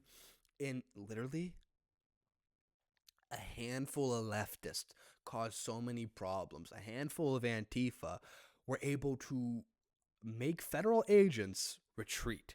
Federal agents that have all the money, all the funding, all the weapons in the country, in the world at their disposal. They were literally forced to retreat back to wherever they came from. They were prevented from doing their jobs by a couple vigilantes. Again, this is the big bad government. They were doing concentrated ICE raids, and these random people foiled their plans, and they left Minnesota, and the left won, and the leftist insurgents won. And he's going to spin it as a victory? Unbelievable. Pillaged an estimated $19 billion from the American taxpayer. Oh, we have all the information. Here's the thing. He's talking about this fraud. Where are the arrests? He hasn't done any. Because the right in America, the Republican Party, treats power as something that you shouldn't have. Yet, if this was reversed, if you had the Democrats in power, if you had the left in power, and something like this happened in, say, Texas or Florida, there would be arrests. The governor, if not the governor, then people in the governor's administration would be indicted. They'd be arrested. There would be prosecutions. But on the right, they don't view power as something that should be wielded. But on the left, they wield the power. They wield the political power, which is why we can't vote for the Republicans in 2026. We cannot turn out for the midterms. We either have to protest or you're going to have to plug your nose and vote Democrat. Like, it's going to be like that. But it's just so frustrating when you see how he spins this shit, man. If he really wanted to do shit, if he really wanted to enact change, then he would go after Tim Walz's administration. He would go after Tim Walz. He would go after Ilhan Omar. He would go after all these people that are engaged in the corruption in Minnesota. The big names. I'm talking, come on, make an example out of them. But he won't. And they won't, because they treat power as if it's something that people shouldn't have, which is not how you are to govern. And in actuality, the number is much higher than that. And California, Massachusetts, Maine, and many other states are even worse. This is the kind of corruption that shreds the fabric of a nation, and we are working on it like you wouldn't believe. So tonight, although started 4 months ago, I am officially announcing the war on fraud to be led by our great Vice President J.D. Vance.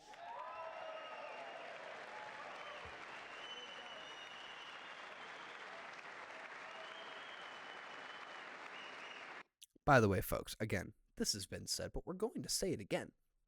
People are talking about repealing birthright citizenship in this country, and I am all for it. However, it's not going to happen because J.D. Vance is married to Usha Vance, who would not be an American citizen if it wasn't for birthright citizenship. This is all fake.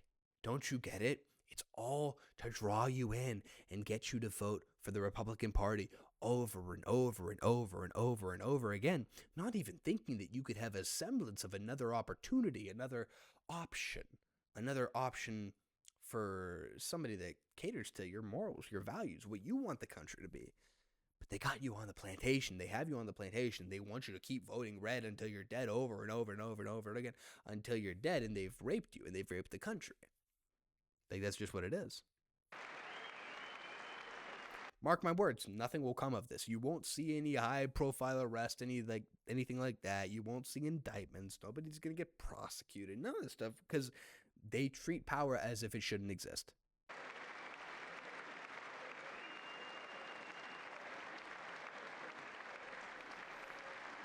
We'll get it done. I'm sure. And if we're able to find enough of that fraud, we will actually have a balanced budget overnight. It'll go very quickly. That's the kind of money you're talking about. We'll balance. Hey, man, they were talking about this during the election, that they were going to balance the budget, and now we are $2 trillion over what that number was and counting. So I have a hard time believing Trump that he's going to balance the budget just because of this. Like, it's not going to happen. When are you people going to get off of the plantation? Get off of the plantation and follow me, follow us in this new vision that we are trying to create. We want a better country. We want a better world. Why can't we enact that change together? It's our budget. The Somali pirates who ransacked Minnesota remind us that there are large parts of the world where bribery, corruption, and lawlessness are the norm, not the exception. Importing these cultures through unrestricted immigration and open borders brings those problems right here to the USA, and it is the American... Again, man, I agree with all of it, and he's talking about Somalia and how their way of life is inferior to us, which is 100% true. I agree. But Somalia is like out of the top 20 countries where we have the most immigration coming from. Like, if he really wanted to focus on this, then he would focus on deporting the people that are here from China, from India, from Mexico, from all the South American countries, from Pakistan, from all of those countries. But he won't do that, because those ethnic groups work for and support all of the big companies and corporations that, again, he's in bed with, that donated to him, that are partially responsible even for him becoming president. Like, companies that he's doing deals with, and he looks the other way in exchange for money and investment from them, which is kind of bullshit, but it is what it is. But, like, don't you understand? This is all for show. This is all rhetoric, by the way, to get you right wingers to vote red again, to vote Republican again, because Trump gets to be a little bit racist to people that have, a little bit different lifestyle than us, which is fine. I'm for, not normalizing these cultures. I think they're inferior. But again, he's not attacking the source. This is getting you to look over here so that you don't see what's really happening over here. This is just what it is. Again, I think I know what he's talking about here. That this is a different story. Like, don't you get it? It's really that simple. Thank you, Delilah. Many, if not most, illegal aliens do not speak English and cannot read even the most basic road signs as to direction, speed, danger, or location.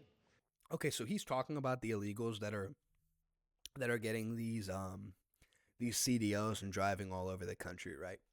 Now, if he wanted to end it today, then he would go after the companies and the corporations that are hiring these illegals to drive these trucks across the country and potentially kill the people on the highways and the roads because they're not qualified. But what did the corporations want? They want the cheap labor. What are they willing to do? They are willing to sacrifice their goods because they are paying these people so much less than American citizens. Again, this is the problem. And he will pick at the symptom, but when it comes to addressing the cause, he could fix the cause overnight, but he won't because he needs the corporations. He wants the money. Don't you get it? It's all fake. It's all a lie. This can be stopped tomorrow, by the way. He has the power, but he's not doing it. This should infuriate you. It infuriates me. That's why tonight I'm calling on Congress to pass what we will call the Delilah Law, barring any state from granting commercial driver's licenses to illegal aliens. What about the companies that are giving them the commercial driver's licenses? If you want to go after them tomorrow, you want to end this tomorrow, you make an example out of one corporation that's doing this, you go after them. Again, arrests, indictments, prosecutions. Do it. You have the power. You have the Attorney General's office who she's under your thumb. You have all the power. You could end it tomorrow, but you won't. Angel moms and families that for decades our government betrayed and our media totally ignored. It was terrible. Hard to believe, actually. In 2023, a 16-year-old high school cheerleader named Elizabeth Medina was supposed to perform in her town's Christmas parade, but she never arrived. Her mother, Jacqueline, went home to look for her, and she found her lying dead in a bathtub, bleeding profusely after being stabbed 25 times. Elizabeth's killer was a previously arrested illegal alien who had broken in and brutally extinguished.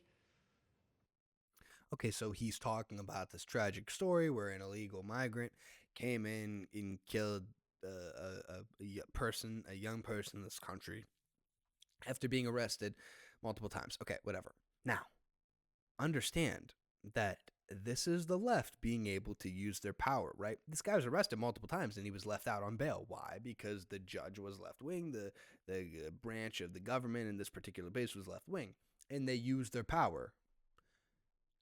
Trump could, if he wanted to, tomorrow or tonight, have that judge removed and get somebody that he appoints, and it would all be gone. It would all be fixed.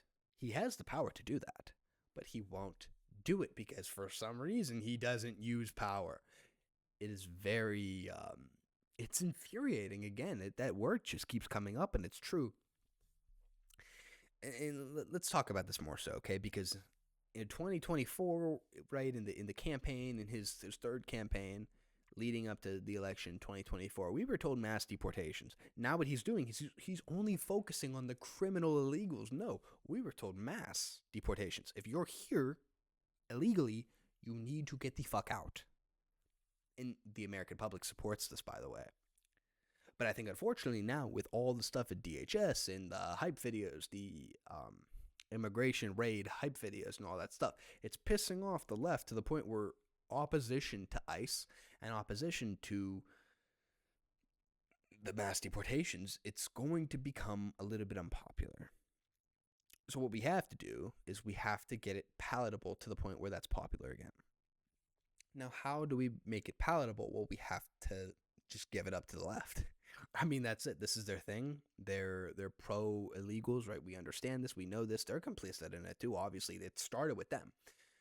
But it has to get to the point where society is palatable for all of the mass deportations, to the point where people will look the other way if you have, I mean, this is inhumane, this is but like, at the end of the day, these people came here and they're raping our system, they're abusing our system. You have to get it to the point where normal people in society, the average person, is okay with or willing to turn the other cheek at the point where people are getting deported and ripped from the homes.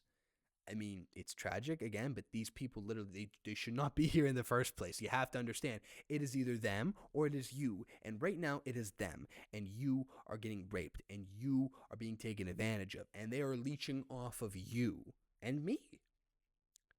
So these people get to prosper at the expense of us, or we could do the hard thing. We could do the thing that's going to hurt a little bit, that might not feel the best, might leave a little bad taste in our mouth temporarily, and on the other side is paradise. And on the other side is America that we've been promised. And on the other side is generation after generation after generation having a better life than the one previously. You understand this, right? And again, this wouldn't be necessary if the laws were enforced. That's what it comes down to. I don't care about what he's saying now. If the laws in this country were actually enforced, if the men actually did what they were supposed to do and enforced the laws instead of kowtowing to whatever opposition group there are or opposition parties there are, if they actually made the tough decisions and they enforced the laws, then we wouldn't be in this position right now. But the men are dead. Most of the men are dead. They died during World War II. They died after World War II. And so now we don't have many people that have principle in this country. We don't have many leaders that actually govern based off of principle. They govern based off of money, sex, and power. And they're corrupted by the three. That's the issue. That's the problem. That's this guy. He's been corrupted by all three, apparently. Or he was never somebody that was actually going to go against that stuff. Maybe he was an agent of all of that. But it is so frustrating and infuriating that the answers are right here. And the problem is, the worse off it gets, the more pain it's going to create. The more pain it's going to create not only for, obviously, the illegals that are going to one day be deported when we have this grand vision of how our country is to be, but it's also more painful for the Americans because our taxes are subsidizing a good percentage of these people's life. Again, the entitlements are abused. We know this. We know the stats. We know it's bad. We know it's not just a couple percentage points. We know it's like a big chunk of them who rely on these entitlements that we openly pay out. The middle class, $60,000 to $150K. That's what the entitlements are subsidized by. That particular income group right there. That's the problem. So yeah, you could talk about getting rid of income tax. You could talk about Trump accounts. You could talk about gas, eggs being cheap. You could talk about all that stuff. But if you do the mass deportations, all of that expense goes away. That's it. Oh, we have a little bit of drama here. Let's see. Murderers all over our country. They're blocking the removal of these people out of our country, and you should be ashamed of yourself.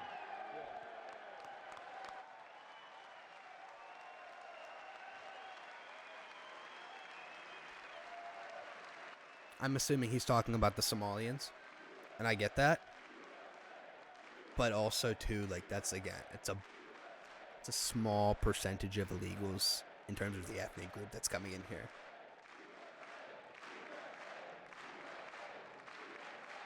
And perhaps most importantly, I'm asking you to approve the Save America Act.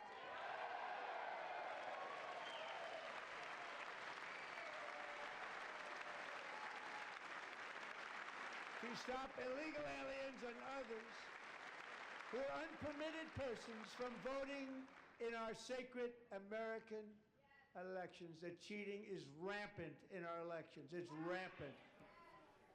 It's very simple. All voters must show voter ID.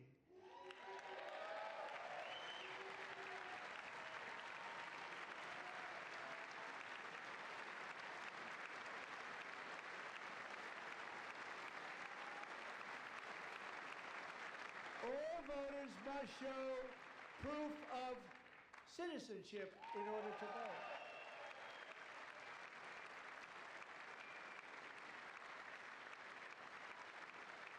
And no more crooked mail-in ballots except for illness, disability, military, or travel. None.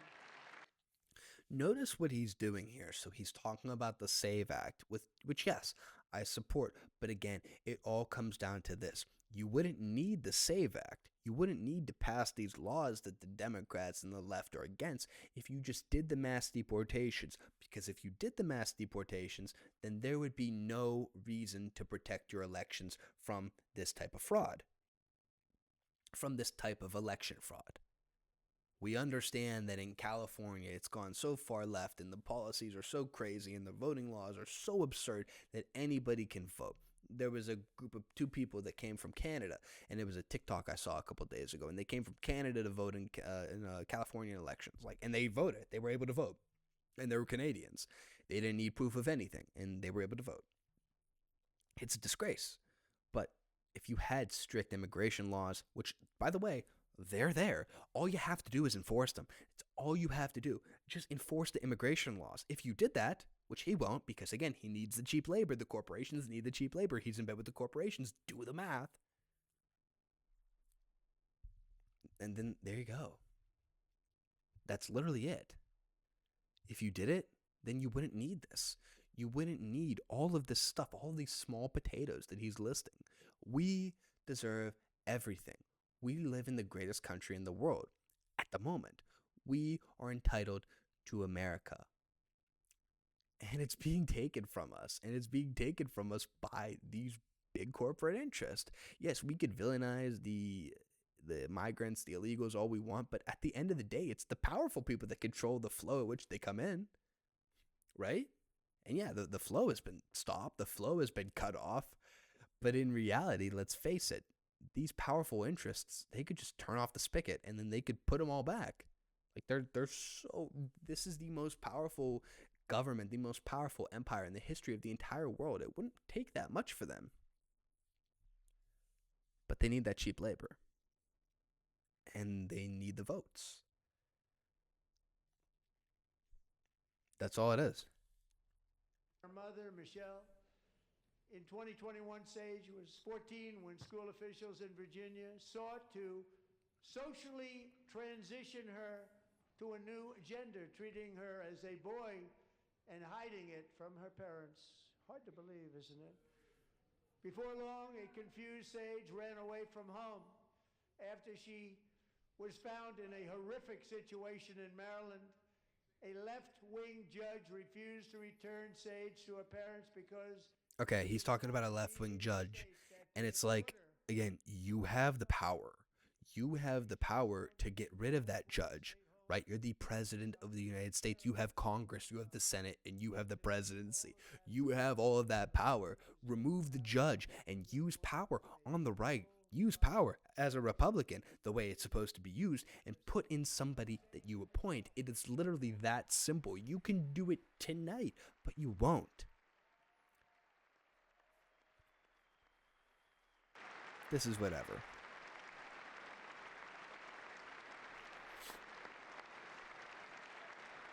Here she is.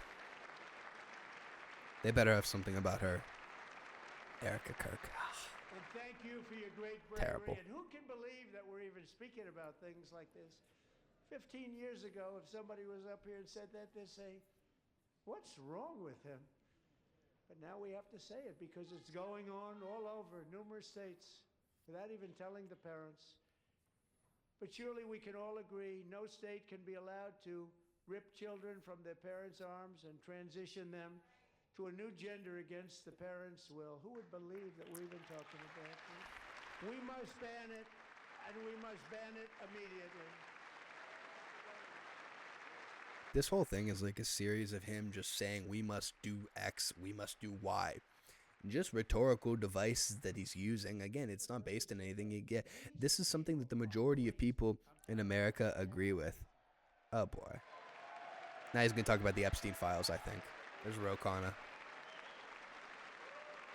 Oh boy. Amazing. Incredible. Boy, oh boy. We're They're saying lucky we release have the a Epstein country with files. people like this. Democrats are destroying our country, but we've stopped it just in the nick of time, didn't we? He's going to say the Epstein files are a hoax.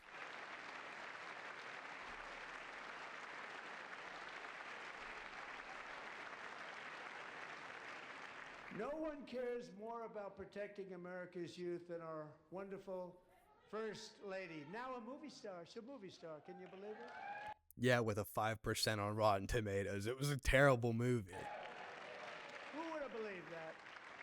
Over the past year, she has had an incredible impact championing AI legislation, advancing a landmark executive order on foster care, and helping secure $30 million to launch the Melania Trump Foster Youth to Independence Initiative. It's a tremendous, really a tremendous thing that happened and had a lot of bipartisan support.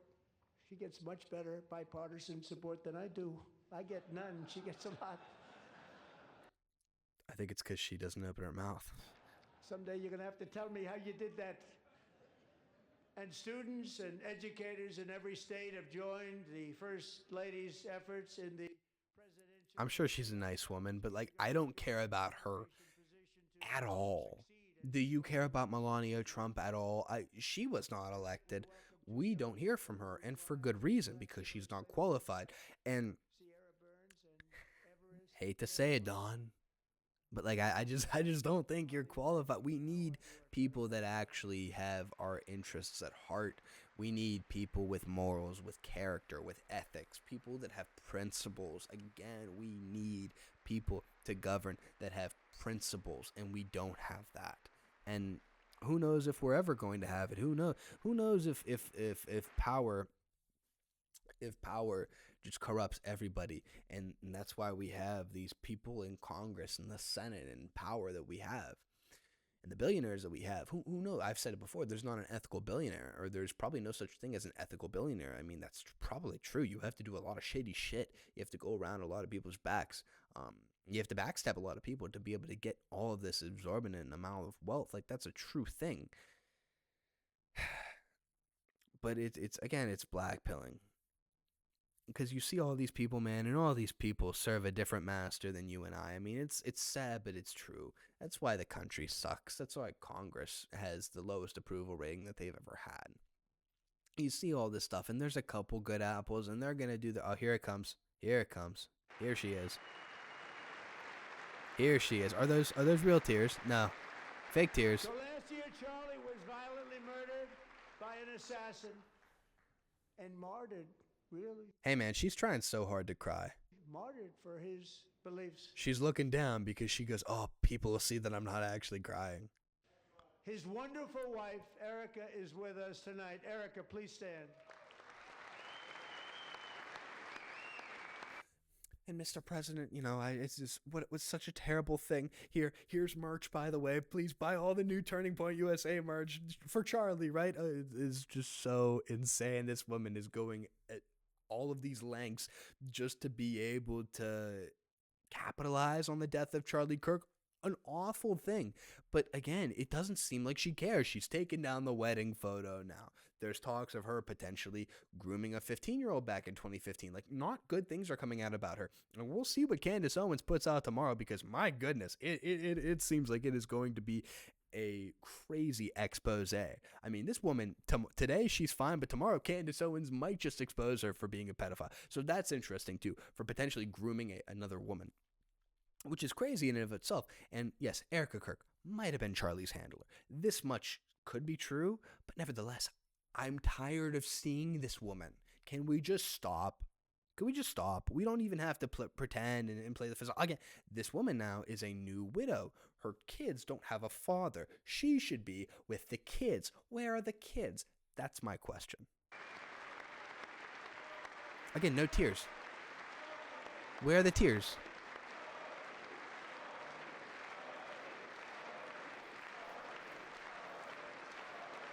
She's going to go do a fireworks show after this, too. Like, insane. Thank you, Erica. Been through a lot. In Charlie's memory, we must all come together to reaffirm that America. Do you see what I see? Unreal. Of course they were going to talk about Erica Kirk. Of course they were going to talk about the woman that had no political influence whatsoever prior to Charlie Kirk's death. And after he gets brutally assassinated, tragic of course, I feel like I mourned more than Charlie Kirk, or more than Erica Kirk for Charlie, but nevertheless, whatever. Put that aside, she had nothing to do with politics. And after he gets killed, all of a sudden she goes, oh, I'll be the CEO. America is one nation under God, and we must totally reject political violence of any kind.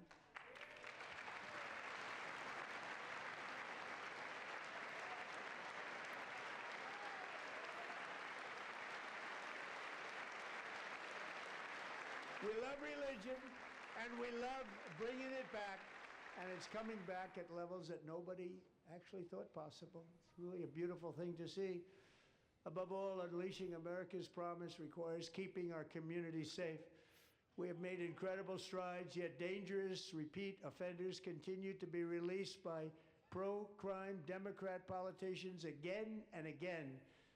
We are honored to be joined tonight by a woman who's been through hell, Anya Zuretska. In 2022, she and her beautiful daughter, so beautiful, what a beautiful young woman, Irina, fled war-torn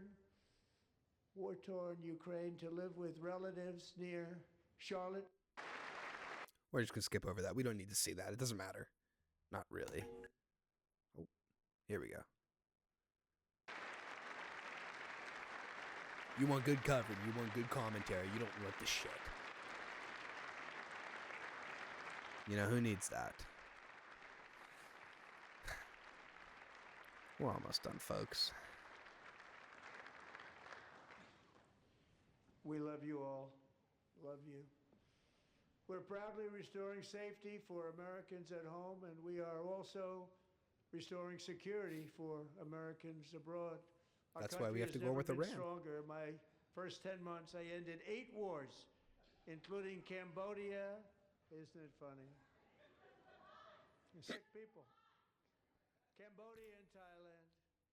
Pakistan and India would have been a nuclear war. 35 million people said the Prime Minister of Pakistan would have died if it were not for my involvement. Kosovo, I'm sorry, but like, I don't care about that. Israel and Iran, Egypt and Ethiopia, Armenia and Azerbaijan, the Congo and Rwanda, and of course the war in Gaza, which proceeds at a very low level. It's just about there.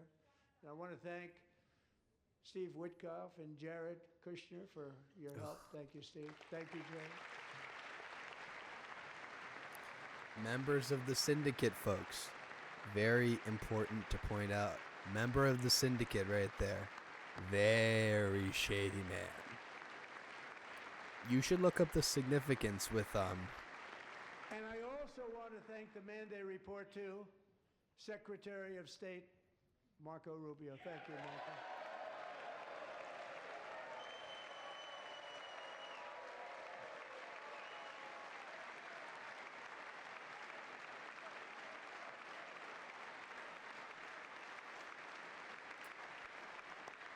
I don't as much hate Marco Rubio. I actually think that he can be very valuable for us. Of the votes when he was in confirmation. I think our next one was about 54%. And some of the Democrats are now saying, I can't believe we approved that guy. And he said it's an honor that they feel that way, right, Marco? You have done a great job, great Secretary of State. I think he'll go down as the best ever.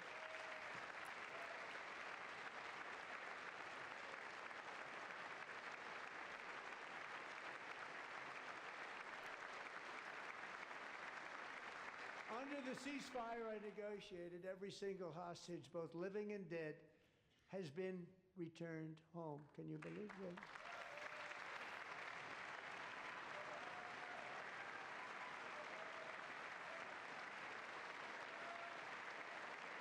Israel is still violating the ceasefire, but it doesn't matter. It does not matter at all. We're not even going to talk about that. Nobody thought that was possible. Both living and dead, and those parents who had a dead son, their boy, they'd always tell me their boy, they wanted him as much as though he were living.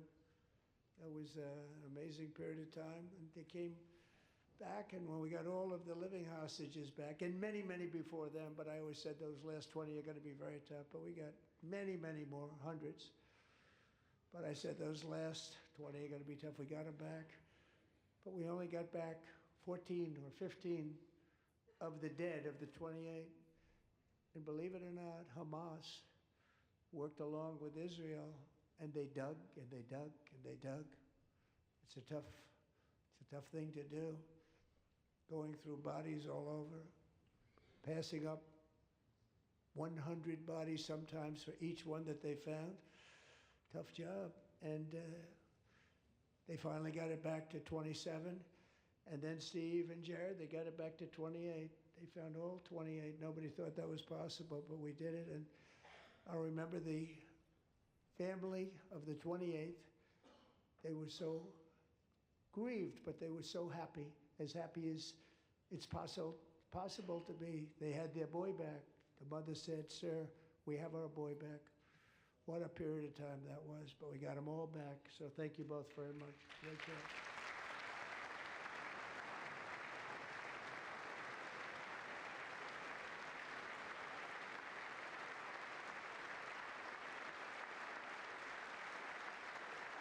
And we're working very hard to end the ninth war, the killing and slaughter between Russia and Ukraine, where 25,000 soldiers are dying each and every month. Think of that, 25,000 soldiers And are like, dying. he says all this.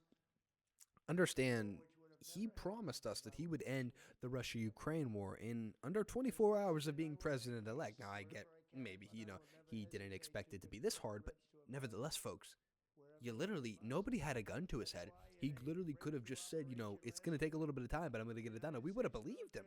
But we are holding him to the standard that he set for himself. I just don't understand the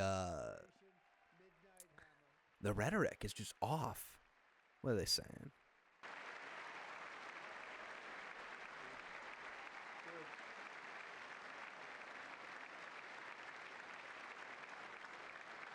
For decades, it had been the policy of the United States never to allow Iran to obtain a nuclear weapon. Many decades.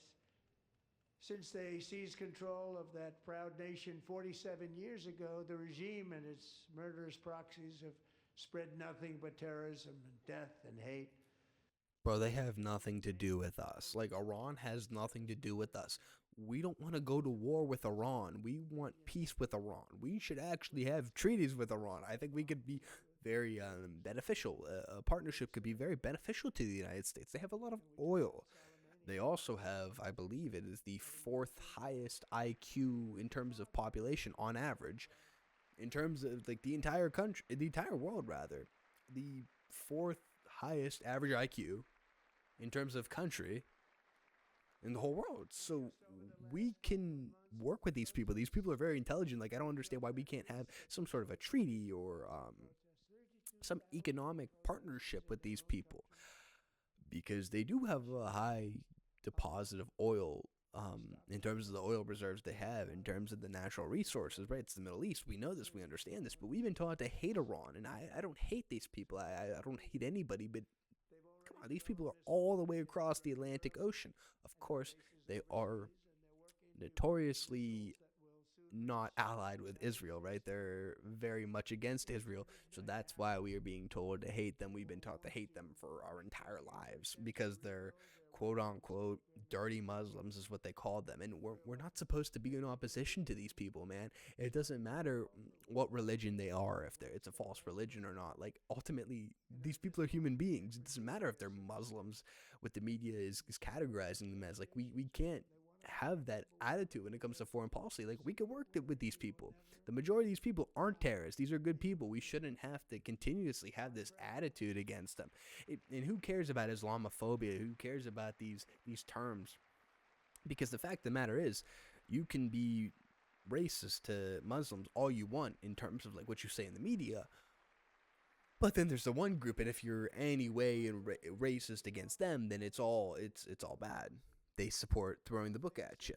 And again, it shows you who's in the power. Again, we talk about the syndicate. The syndicate is real, but it's very important to understand that and realize that, like, they want us to support a war where we kill innocent Muslims, and like we just can't support it. It can't happen, and the majority of the populations woke up to it. So that's really it. I mean, that's the speech. They're going to talk about more military involvement. They're going to talk about. I think they're going to give one guy the Medal of Freedom. Yeah, we'll go on this real quick. We'll speed up. Navy fighter pilot Royce Williams served in World War II, Korea, Vietnam, flying more than 220 missions. In the skies over Korea in 1952, Royce was in the dogfight of a lifetime, legendary dogfight. Flying through blizzard conditions, his squadron was ambushed by 7 Soviet fighter planes. It was his first aerial combat of the war, and despite being massively outnumbered and outgunned, Royce led the takedown of 4 enemy jets and almost destroyed the others, vanquishing his adversaries while taking 263 bullets to his own plane and being seriously hurt. His story was secret for over 50 years. He didn't even want to tell his wife, but the legend grew and grew. But tonight, at 100 years old, this brave Navy captain is finally getting the recognition he deserves. He was a legend long before this evening. Royce, please stand up, and I will ask the First Lady of the United States to present Captain Royce Williams with his Congressional Medal of Honor. Okay, so he's getting the Medal of Honor, not the Medal of Freedom. Sorry. But again, folks, and this is awesome, right? This is a watershed moment, whatever. This is a historic moment. They're honoring a World War II Navy pilot. But come on, man. This guy has seen, he's 100 years old. He has seen the country at its height prior to World War II, right? And then us winning World War II, the industrialization of everything. We become the manufacturing hub, okay? It's a cheering moment, right? We can cheer for this, but understand how fucked we are. How fucked they for lack of a better term, like, that's what they did to us. Like, I understand the terminology. It's a little bit graphic. It's getting a little bit late. The commentary might not be the best, but this guy's 100 years old. He saw us go from everything, and now we're the manufacturing hub because all of Europe has been destroyed from World War II, and we are the only Western power still standing, still intact, because it didn't touch us besides Pearl Harbor. And so now we have everything. And then you have the 50s and the rise of manufacturing, all of the auto, steel, any type of industry. We made it here in America. And because we only made it here in America, and we had the majority of the manufacturing in the entire world, the American worker commanded so much pay. And as a result, the American worker, the men, were able to support families on one salary. And the wife, if she wanted to work, could work, but she wasn't forced to. She wasn't being held down by the economic system that we have now, where the wife is forced to work. And as a result, you're not able to have as many kids. And then you have to supplement the lack of kids with illegal labor, which they're doing, which is completely wrong. So this guy saw all of that, and then he saw all those jobs be shipped overseas by corporations that wanted to pay less, that wanted to make more money by paying cheaper labor overseas. And what happened to the product, folks? We understand this is the American story. The products got much worse because they're being made overseas, because they're being made by people in sweatshops when it comes to clothes. But even the manufacturing, right? Detroit was called the Paris of the Midwest around World War II, 1950, and now it is a laughingstock. Obviously, it's coming back, but still, to a large degree, the city's decimated because their manufacturing it's been taken away. These jobs, these American jobs, were ripped away from these people. And this guy has seen all of that. So he saw America go from a titan, a manufacturing superior country, for lack of a better term, superior country in terms of manufacturing. This guy saw the whole country collapse. And look at it now, man. $40 trillion of debt. Americans can't buy homes. Gen Z and millennials can't buy homes. The average age of a first-time home buyer is 40. I bet this guy bought his first home in cash and his first car in cash. And it just like it shows you, man. It shows you how much we have strayed from the American dream. He's probably also not thrilled that the American populace isn't as religious as it once was, that we let all these people in here because of the cheap labor. We've let the barbarians in the gates, and I could go on forever. But like that's just the reality, man. It's really blackpilling again. But we're just gonna cut it off because it's just a bunch of fluff for the last couple of minutes here. And then he does his little walkout. But what did you think about the commentary?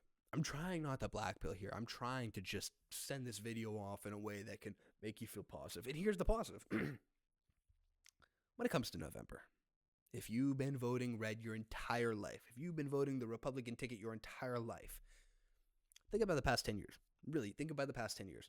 Donald Trump campaigns in 2016 to be an outsider. He's a self-funder. He says he's going to drain the swamp. He correctly points out the fact that you, the American worker, you, the American, are getting screwed. And you're getting screwed by the billionaires and the corporations. What does he do? He runs. He doesn't think he's going to get in.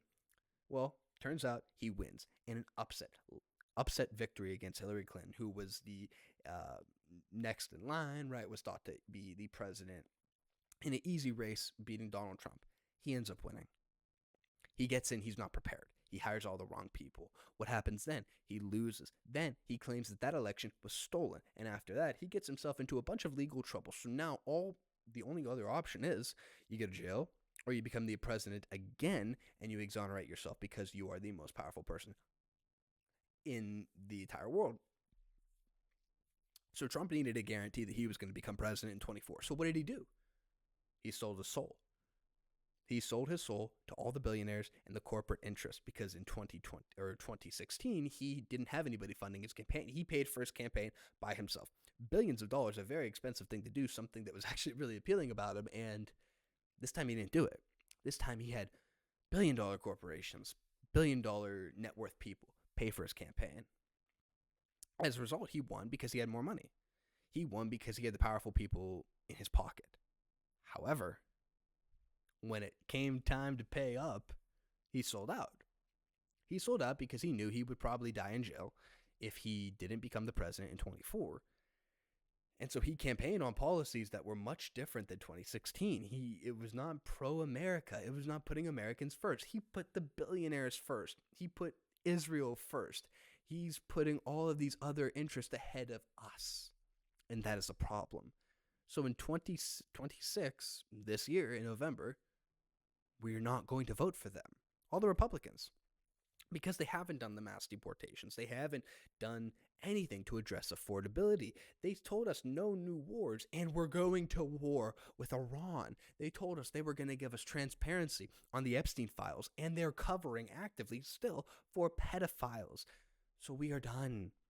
In 2026, in the midterms in November, we're not voting for them. Young people, we don't have a shot. If they continue to just let the immigration happen, granted, they shut down the border, that's fine. But there's 60 million illegals that are still here. Those people are going to have kids. Pretty soon, we are going to be a minority in our own country. And this is a problem because the people that are now in here still, that they let in here, they don't come from superior ways of life. No, they actually come from inferior ways of life where rape, killing, all this stuff is legal and it's allowed. Even in India, for example, there was this thing called Section 377. Where they made homosexuality legal, right? And, that is whatever it is, right? But when they repealed Section 377, what they decriminalized in doing so was bestiality. Now, we understand that's a problem, but again, that's just one example. Like, these people are coming from inferior cultures. We cannot allow them and their inferior gene pool, too. That's a whole nother thing with the inbreeding. We don't have that much time left on this video. But the fact of the matter is, we can't let these people that are coming from inferior ways of life in here. Yes, one day in the probably, I would hope personally, far future, maybe we can turn on the spigot of immigration again. But there's a reality that we had for the majority of this country's history. People from white Christian countries, as a majority, came in, and this country was able to dominate.